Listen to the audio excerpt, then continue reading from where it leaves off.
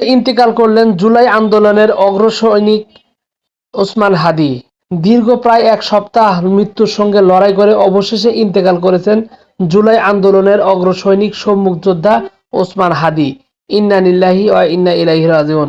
আজ 18 ডিসেম্বর বৃহস্পতিবার রাত 9টা 40 মিনিটের দিকে ইনকিলাব মঞ্চের ফেসবুক পেজ থেকে আনুষ্ঠানিকভাবে তার মৃত্যুর খবর নিশ্চিত করা হয়।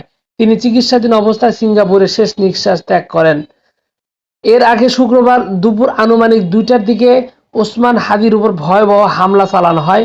প্রত্যক্ষদর্শী ও সংশ্লিষ্ট তথ্য দাবি হামলাটি ছিল পরিকল্পিত, নৃশংস, যার ফলে তার মাথায় মারাত্মক আঘাত লাগে এবং তিনি গুরুতরভাবে আহত হন। আহত অবস্থায় প্রথমে তাকে ঢাকা মেডিকেল কলেজ হাসপাতালে নেওয়া হয়।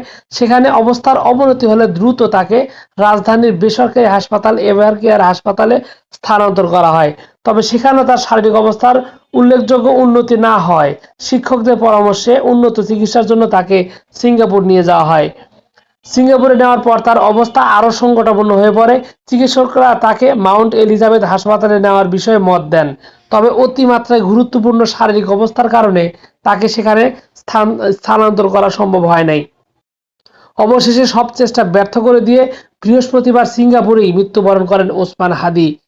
ওসমান হাদির মৃত্যুতে দেশের রাজনৈতিক অঙ্গনে গভীর শোকের ছায়া নেমে এসেছে। তাকে জুলাই আন্দোলনে একজন সাহসী সম্মুখ যোদ্ধা হিসেবে উল্লেখ করে বিভিন্ন মহল মৃত্যুতে শোক প্রকাশ করছেন। একই সঙ্গে এই ঘটনাকে কেন্দ্র করে রাজনৈতিক সহিংসতা এবং নিরাপত্তা পরিস্থিতি নিয়ে নতুন করে প্রশ্ন উঠেছে।